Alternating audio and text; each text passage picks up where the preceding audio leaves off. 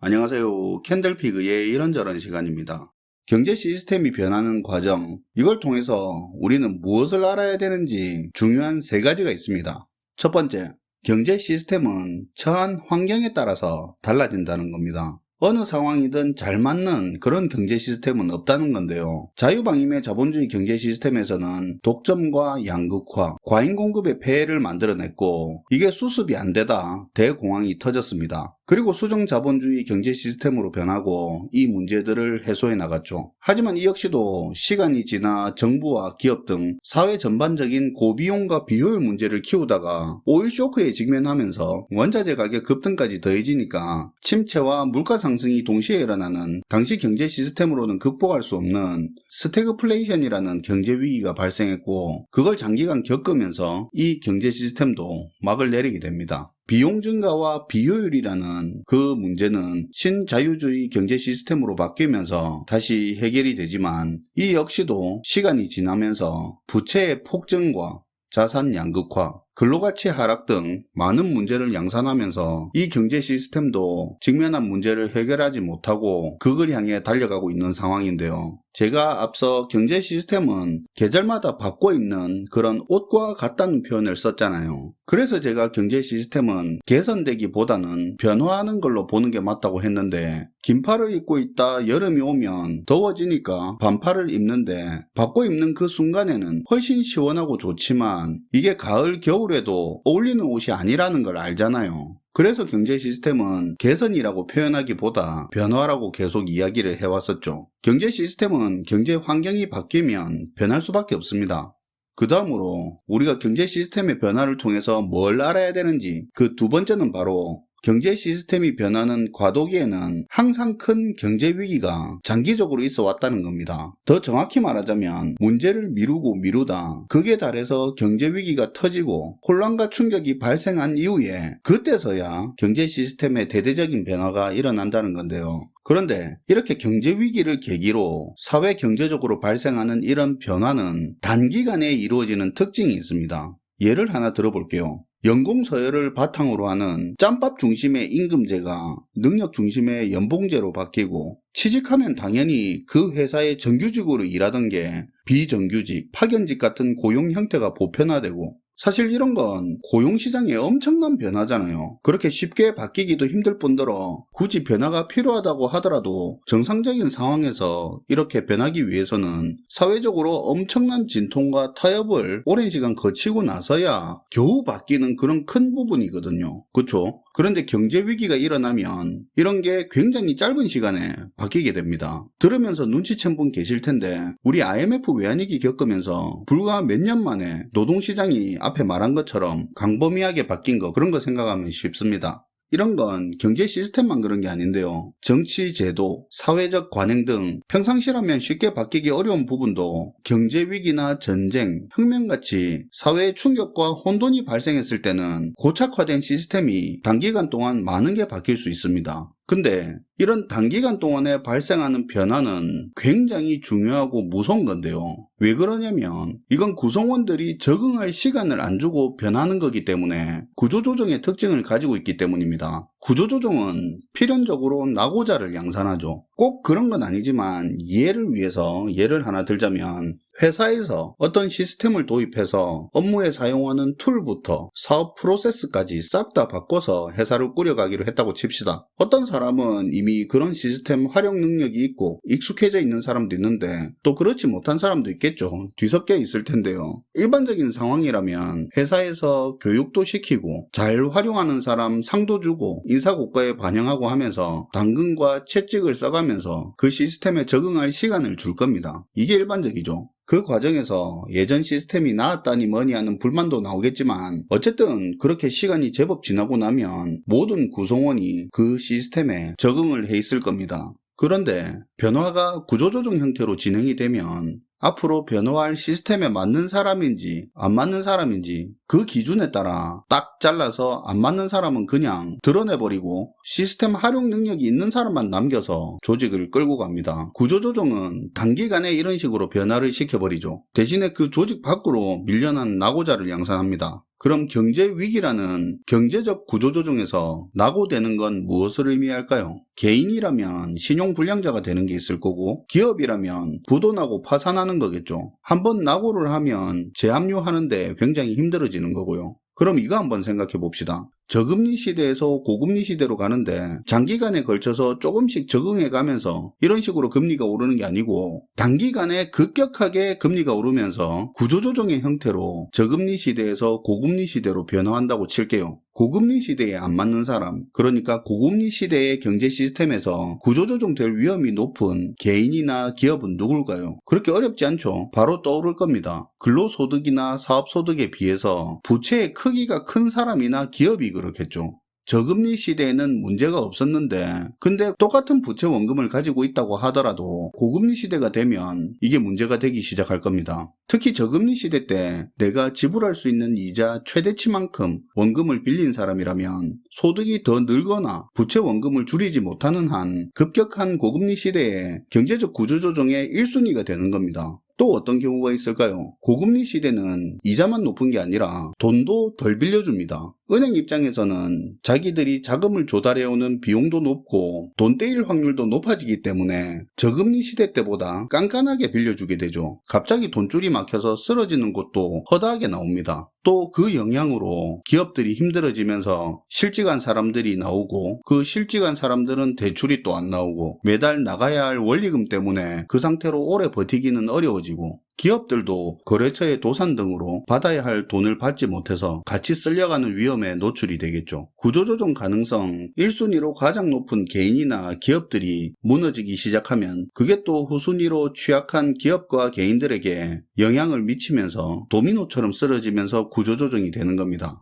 경제 시스템이 변하는 과정을 통해서 알아야 하는 건 첫 번째와 두 번째 말했던 걸 요약하자면 경제 시스템은 환경이 변하면 어쨌든 변하는데 근데 만약 경제 시스템 변화 가도기를 경제 위기의 형태로 겪게 된다면 구성원들이 적응할 시간을 안 주는 그런 구조조정의 성격을 가진 변화로 겪게 된다는 겁니다. 그런데 안타깝게도 사회가 미리 대비해서 천천히 변화한 적은 거의 없고요. 지금까지 경제 시스템의 변화는 대공황이든 스태그플레이션이든 경제 위기의 형태로 급격하게 찾아온 게 현실입니다. 그리고 가장 중요한 마지막 세 번째는 이런 경제 시스템의 과도기는 우리 일생 동안에 한 번 이상 겪을 확률이 매우 높다는 겁니다. 우리나라 같은 경우는 경제 시스템의 과도기를 IMF 외환위기 때 겪었었죠. 과거와 같은 고성장 시대는 끝났고 기업과 노동시장, 금융시장 등의 큰 구조조정과 많은 변화가 이때를 계기로 있었죠. 사회 진출이 빨랐던 분들은 40대 후반, 보통 최소 50대 초반 이후 분들 같은 경우는 이 급격한 경제 시스템의 변화, 경제 위기를 이미 한번 겪어본 분들이죠. 이분들은 대체적으로 몸이 기억하는 위기감이 있습니다. 그래서 경제 위기가 오지 않는다고 자신하거나 확신하지 않는데요. 제가 종종 말씀드리지만 저는 IMF 외환위기를 겪은 사람과 위기를 못 겪은 사람을 구분을 합니다. 경제 위기를 겪은 사람은 그 시기에 사회 진출해서 소득 활동을 하고 있던 그런 사람들을 말하는 거고요. 그렇다면 IMF 시기에 20대 중반 이상은 되었어야 그걸 겪었던 사람이 되는 거겠죠. 그리고 위기를 못 겪은 사람은 그 시절에 소득 활동을 하지 않았던 사람들이죠. 대부분 그때 학생이었던 사람인데요. 물론 그때 집안이 힘들어져서 어려움을 겪었다고 하는 사람도 있겠지만 경제위기는 돈을 벌어야 하는 입장에 있던 사람들이 겪은 위기입니다. 아무튼 1930년대 대공황을 계기로 경제 시스템 변화가 일어났고 70년대 스태그플레이션을 계기로 경제 시스템이 또 변화했습니다. 그리고 그 바뀐 경제 시스템은 이제 40년을 넘어가는 단계인데 수습할 수 없는 부채 폭증 문제를 만들어내고 자산 양극화를 키웠습니다. 그리고 인류 역사상 유례없을 만큼 근로가치를 떨어뜨리는 그런 환경을 만들어내고 현재는 수습을 못하면서 흘러가는 단계인데요. 20세기 들어 경제 시스템은 변화한 처음에는 마치 계속 지속될 수 있을 것 마냥 잘 굴러가다가 경제 문제를 만들어내고 수습할 수 없는 지경에 이르러서 50년을 채 버티지 못하고 경제 시스템이 변하는 게 반복되어 왔습니다. 정부는 다 대책이 있다. 금리 인하하면 해결될 것이다. 예상 가능한 위기는 오지 않는다. 과연 그럴까요? 경제 시스템의 변화는 인생에 한 번은 겪게 될 것이고 그 구조조정 기간에 낙오하면 다시 합류하는 건 훨씬 어려워집니다. 우리 자신하지도 말고 안주하지도 맙시다. 경제 시스템이 변화하는 흐름을 통해서 우리가 알아야 하는 건 우리에게도 혹독한 변화의 시기가 지금 가까워지고 있다는 겁니다. 지난번 영상까지는 거시적인 흐름에서 세계 경제 시스템이 어떻게 변해왔는지를 말을 했었는데요. 그런데 오늘은 현재 경제 시스템이 시작되고 문제가 극에 달하는 과정까지 어떻게 흘러왔는지 우리가 기억하는 요소들, 좀 더 피부에 다가오는 그런 내용들로 그때의 기억을 하나하나 끄집어내면서 현재 경제 시스템의 쇠락 과정에 대해서 살펴보려고 합니다. 40대 이상인 분들은 새록새록 기억이 나는 부분이 있을 테고 그 이하의 분들도 듣는 데는 전혀 문제가 없을 것 같습니다. 오늘 영상을 통해서 우리가 알아야 하는 포인트는 우리나라의 경우 IMF 외환위기라는 사회 경제적 구조조정을 겪으면서 경제 시스템이 변화를 했는데 시스템이 변화한 이후에 처음에는 잘 굴러갔습니다. 그러다가 시간이 지나면서 계속 꼬여가는데 그 흐름을 생각하면서 들으면 좋을 것 같습니다. 미국을 중심으로 세계 경제 시스템의 변화는 80년대부터 본격적으로 진행되고 있었는데요. 그 큰 틀은 각국이 완전한 시장 개방을 해서 세계를 하나의 시장으로 만들어 효율성을 꾀하자는 거였습니다. 하지만 한국은 개발도상국 지위로서 일정 영역에서 보호무역적인 색채를 띠고 있다고 하더라도, 그러니까 시장 개방 수준이 높지 않더라고 하더라도 이게 어느 정도 세계적으로 용인이 됐습니다. 하지만 외환위기를 겪으면서 IMF의 구제금융을 받는 조건으로, 그리고 해외 자본의 유입 증가를 위해서 자이든 타이든 전방위적인 구조조정과 규제 완화, 완전한 시장 개방을 하게 되면서 우리는 IMF 외환위기를 계기로 큰 경제 시스템의 변화를 맞이를 했습니다. 그때를 계기로 정규직이라는 일반적인 고용 형태가 사라지고 파견직, 비정규직 등 다양한 고용 형태가 등장하기 시작했고요. 외국인 근로자가 유입이 되고 호봉제가 연봉제로 빠르게 바뀌었습니다. 자본시장도 규제가 완화되고 폭넓게 개방되면서 해외 자본의 국내 유입이 증가하고 국내 자본도 해외 유출이 쉬워지게 됐습니다. 대표적으로 외국인이 우리나라의 토지를 제약 없이 구입할 수 있게 된 것도 IMF 외환위기를 겪으면서 바뀐 큰 부분입니다. 이렇게 IMF에 구제금융을 신청하고 외환위기를 겪으면서 짧은 기간 동안 경제 시스템이 변화를 했습니다. IMF 경제위기를 거치면서 우리도 신자유주의 엔진으로 교체를 하고 본격적인 시동을 걸었는데요.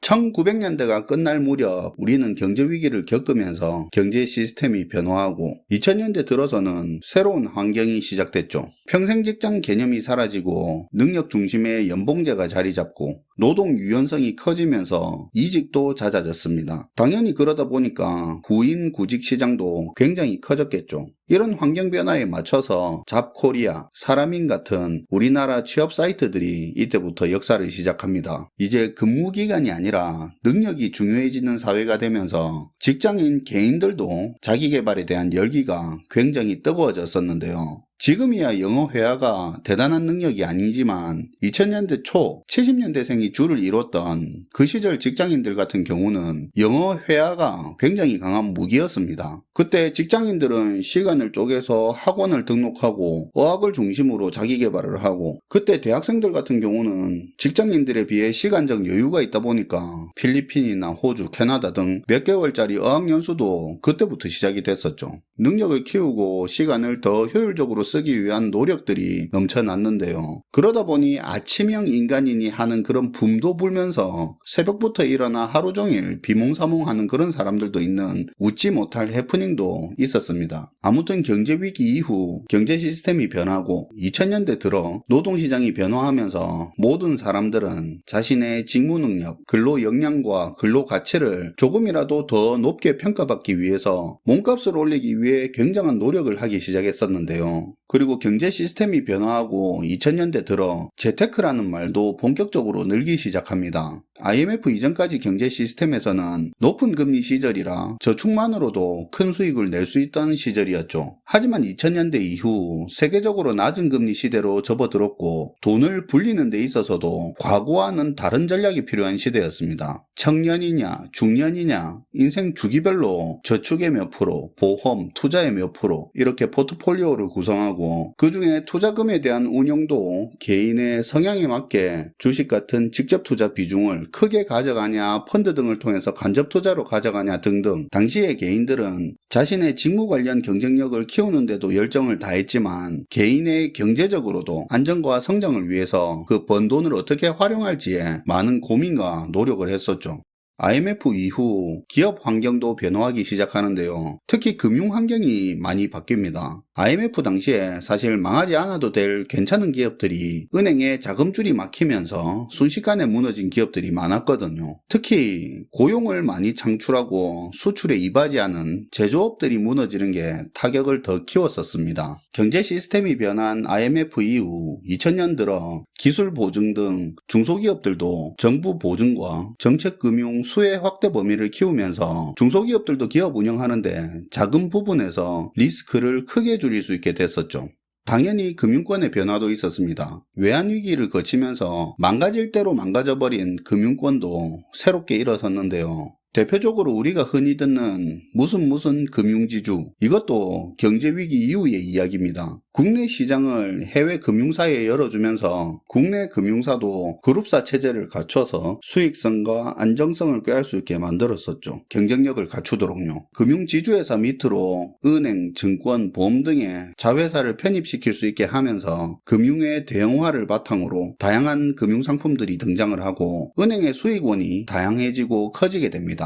자, 일단 요까지만 봅시다. 더워지기 시작했을 때 반팔티를 딱 입은 시점은 시원하고 가볍고 그리 좋을 수가 없습니다. IMF 외환위기 이후 우리 경제 시스템이 변하고 개인들은 연공 서열 중심의 노동 환경에서 벗어나 경쟁력을 키우기 위해서 노력을 했고 기업들도 금융권도 수익성과 동시에 안정성을 추구해 나가기 시작합니다. 또 사회 전반적으로 경쟁이 활성화되면서 시장의 효율도 더해가고 역동적으로 변해갔는데요. 한편으로 대외 환경도 우리에게 유리한 상황이 펼쳐졌습니다. 그 당시 중국이 세계의 공장으로 자리를 잡고 있고 성장을 하면서 소비도 크게 늘어나기 시작하던 때라 상대적으로 기술력이 높은 우리는 중국이 직접 개발 생산할 수 없는 고기술 중간재를 수출을 하고 커지는 중국 소비시장에서 소비재를 또 공급을 하면서 경제위기 극복을 넘어 다시 한번 중국을 통해 경제 규모를 확대할 수 있는 최고의 호황기를 누렸었죠. 바뀐 신자유주의 경제 시스템은 잘 돌아갔고 효과도 있었습니다. 그런데 그 경제 시스템이 그대로 유지될 수 있었을까요? 2000년대에 들어서 기업들은 정규직 비중을 줄이고 아웃소싱을 늘리면서 기업들의 수익률은 크게 개선이 돼갔습니다. 제조업의 경우 정규직 비중을 줄인 이후에도 중국에서 반제품 수입 물량을 늘려서 국내에서 진행하는 공정도 줄이고 인력도 감축해 나갔습니다. 효율로 봤을 때는 그게 괜찮고 수익도 좋았죠. 2000년 들어 우리는 중국 성장의 수혜를 고스란히 누리고 있었습니다. 그러다 2008년 미국의 부동산 투기와 그걸 바탕으로 한 파생 상품 등이 문제를 일으키면서 세계적인 금융위기가 왔는데요. 물론 모두가 충격을 받은 건 사실입니다. 그런데 금융이 아닌 제조, 무역 그런 거 기반의 경제 구조를 갖춘 나라들은 그래도 타격이 유럽이나 미국보다 상대적으로 타격이 덜했죠. 미국이나 유럽에 비해서 제조 중심의 우리 경제가 타격이 덜했던 건 사실이지만 많은 기업들이 환율이나 환율 관련 파생 상품 등으로 피해가 컸었습니다.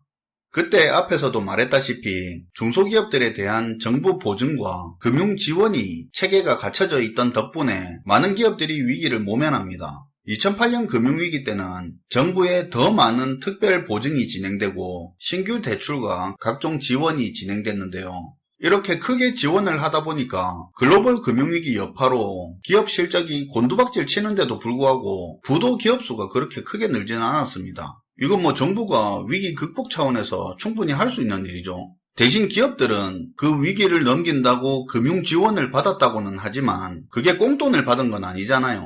빌린 거잖아요. 그러다 보니 기업들이 빚이 크게 늘어났는데요. 자, 그럼 문제가 뭐냐? 이렇게 신용 경색 문제가 해결되고 금융시장에 어느 정도 안정이 찾아왔다 이거죠. 그러면 앞에 빌려줬던 돈을 받아야 할 거 아닙니까? 그런데 이걸 보증을 연장해주고 대출 만기 연장해주는 식으로 계속 끌어온 겁니다. 특히 수출 제조기업 같은 경우는 제조업 특성상 고용도 많고 수출액도 경제 지표에 영향이 큰 만큼 이들을 정리하기가 어려웠습니다. 근데 이게 영업활동으로 부채 이자도 못 내는 잠재 부실 기업을 시장 논리에 따라 구조조정 못하고 그대로 생존할 수 있게 도와준 꼴이 된 겁니다. 이러다 보니까 글로벌 금융위기가 어느 정도 정리된 2010년대 중반 이때부터 우리나라의 좀비 기업 문제가 본격적으로 심각해진 거죠. 정부 차원에서도 분명히 산업 구조개혁 차원에서 정리를 해야 할 문제인 걸 알면서도 실업률 급증과 경제 전반적인 문제로 이어질 게 뻔하니까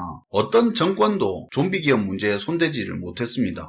금융권도 좀비 기업이 늘어나는데 역할을 했죠. 사실 이것도 2000년대 이후 노동시장 변화와도 관계가 적지 않은데 기업뿐만 아니라 금융권도 마찬가지로 능력 위주, 성과 위주의 고용 환경에 있었습니다. 금융권 임원진도 성과급이 중요했고 성과에 따른 재계약제가 도입이 되어 있다 보니까 아무래도 임원들도 재계약을 하려면 단기 성과에 집착할 수밖에 없었는데요. 그런 입장인데 돈 빌려준 기업이 부실하다고 재계약으로 임원 자리 지켜야 하는 그런 사람들이 일부러 재발등 찍는 짓을 스스로 하겠습니까? 금융권은 부실 기업이라도 사업 성과보다 토지 같은 담보 가치를 높게 평가해주면서 기업들의 대출 만기를 연장을 해주는 등 그런 식으로 좀비 기업 증가에 일조를 했습니다. 번 돈으로 대출 이자도 못 내는 이런 기업이 2010년대 중반부터 급증하게 됐는데 이런 기업들이 과연 연구개발이나 미래를 위한 투자를 얼마나 할 수 있을까요? 또 직원들에 대한 대우나 근로 환경은 어떻고요? 뻔하죠. 연구개발은커녕 기술력이고 경쟁력 하나도 없이 중국에서 들여온 거 택가리 하는 수준으로 기업을 운영하고 R&D 정부 지원금 빼먹은 걸로 기업 운영자금 쓰고 은행에 돈 빌리러 다니는 게 일이고 임금 체불은 빈번하고 없는 돈으로 사람 부려먹으려고 하니 열정페이 강요하고 퇴사가 너무 빈번해서 체계는 하나도 안 잡혀있고 그런 엉망인 기업들이 좀비처럼 늘어가는데요. 2010년대 후반으로 갈수록 좀비 기업은 늘고 중소기업에서 이런 기업들이 많이 등장하다 보니까 청년들 사이에서 이런 회사에서 일해본 경험들이 늘고 이야기가 넓게 공유되면서 조소라는 기업 입장에서 듣기 불편한 그런 신조어까지 등장하게 됩니다. 이런 이미지가 광범위하게 번지다 보니까 중소기업 기피 현상은 더해가고 M1 건전한 중소기업까지 피해를 입게 되죠. 진작에 시장 논리로 사라져야 할 기업들이 빚으로 억지로 살아있다 보니 산업 구조조정이 안 되고 선진국이라는 타이틀을 가진 경제 규모에 비해서 열악한 일자리들이 득실거리게 되고 돈도 안 되고 경력에도 도움이 안 되는 이런 일자리와 고학력 구직자들이 원하는 일자리가 크게 미스매치가 발생하는 거죠. 장황하게 이야기는 했지만 기업의 빚을 빚으로 돌려막으면서 사라져야 할 기업과 산업이 억지로 연명한 결과가 일자리 질 저하와 산업 구조개혁 실패죠. 자산시장도 현재 경제 시스템이 한계에 치달은 이유로 중요하게 언급되어야 할 부분인데요. 2010년대 중반부터 세계적으로 공급 과잉 문제가 드러나고 본격적으로 소비도 감소하고 경기 둔화세가 강해지고 있었습니다. 반면에 금리는 굉장히 낮은 수준을 유지하고 있었는데요. 아니나 다를까 낮은 금리의 자금들은 결국 자산시장으로 흘러들어갑니다. 2008년 글로벌 금융위기 이후부터 2015년까지 아파트 가격의 오름세는 없었는데요. 그래서 당시 청년 세대들은 집 사는 게 쉬운 일은 아니지만 억지로라도 내 집 장만의 꿈도 가지고 계획을 세울 수가 있었습니다. 그런데 2017년부터 아파트 가격이 굉장히 빠른 속도로 올라가기 시작하는데요. 서울 아파트 중위가격 기준으로 2015년 4억 8천이던 게 2017년 6억이 되고 다음 해 18년에 7억이 되고 그 다음 해 2019년 8억 4천까지 순식간에 올라버립니다. 그때부터는 내가 모으는 돈으로는 현실적으로 대출을 받아도 내 집 장만이 현실적으로 어려워지는 그런 청년 세대들이 증가하면서 집 사는 걸 포기하거나 계획을 미루기 시작하는데요. 집값이 급등하기 시작한 2017년 요 타이밍부터 슬슬 언론에서 등장하기 시작했던 용어가 소소하지만 확실한 행복이라는 말을 줄인 소확행, 그리고 미래를 걱정하지 말고 현재의 행복을 위해서 소비하라는 원래의 의미와는 좀 변질된 욜로라는 단어들이 집값이 급등하던 시기에 유행처럼 퍼져나갔는데요. 현실적으로 자력으로 내 집 장만이 어려워지다 보니까 의미도 없는 거 돈 모은다고 찌질하게 살기보다는 현재를 행복하게 보내기 위한 그런 소비 행태로 변해가는데요. 거기다가 여기에 불을 지핀 게 이미지 기반 SNS인 인스타그램이죠. 한국에서는 2017년에 가입자가 폭증했는데 소확행, 욜로를 넘어 과시성 소비에도 불을 붙였습니다.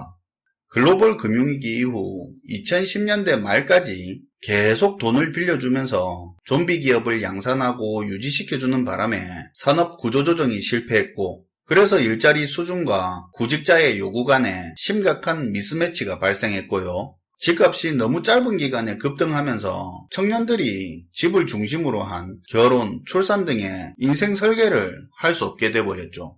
그리고 이후 코로나 팬데믹이 터지니까 수습이 안 될 정도로 많은 돈을 풀게 됐고, 결국 기존에 있던 문제에 기름을 끼얹어 버리게 되죠. 좀비 기업에다가 이제는 좀비 자영업자까지 양산해냈고, 그들의 부채는 불과 3, 4년 전 코로나 이전과는 비교 불가능한 수준으로 커져버렸습니다. 미친듯이 급등한 집값과 자산 가격은 많은 국민들을 영끌, 비투 등 빚쟁이 투기꾼으로 만들어버렸고요. 업무적인 자기개발은커녕 일해서 돈 벌려고 생각하는 놈은 바보다라는 그런 생각을 가지게 만들었습니다. 그리고 이들의 부채가 부실로 터질까봐 원리금을 탕감해주고 만기를 연장해주는 그런 조치들을 반복하면서 금융질서에 정의를 무너뜨려서 빚 갚는 놈이 바보라는 그런 인식까지 만들어냈습니다. 불과 20년 전 IMF 외환위기를 겪고 경제 시스템이 바뀌었던 초반에 자기의 업무 경쟁력을 키우기 위해서 자기 개발하던 사람들은 다 어디 갔고, 재테크를 한다면서 건전한 자산 포트폴리오를 구축했던 사람들은 다 어디 갔을까요? 비용을 절감하고 효율을 최우선시하기 위해서 등장한 게 현재의 경제 시스템인데, 이 효율이 일하지 않는 효율로 왜곡되기 시작하면서 신자유주의라는 지금의 자본주의 경제 시스템은 투기자본주의, 정의롭지 않은 금융자본주의로 변질돼 한계로 달려가는 듯한 생각이 듭니다. 자유방임의 자본주의가 수정자본주의로, 수정자본주의가 신자유주의로 이렇게 경제 시스템이 변하는 과정에는 대공황이나 스태그플레이션처럼 큰 위기가 있어 왔고요. 20세기 이후 이런 경제 시스템들은 드러난 문제를 해결하지 못해서 위기를 맞고 수명이 채 반세기를 넘기지를 못했습니다. 이런 식으로 말하면 너무 거대한 변화라서 현실감이 없을 수도 있는데, 우리 시청자들의 반 이상은 90년대 말을 보내오면서 경제 시스템의 변화가 어떤 건지 이미 한번 겪어봤습니다. 갑자기 오는 위기는 없고요. 애써 부정하거나 관심이 없었을 뿐입니다. 시청해주셔서 감사하고요. 지금까지 캔들피그의 이런저런 시간이었습니다.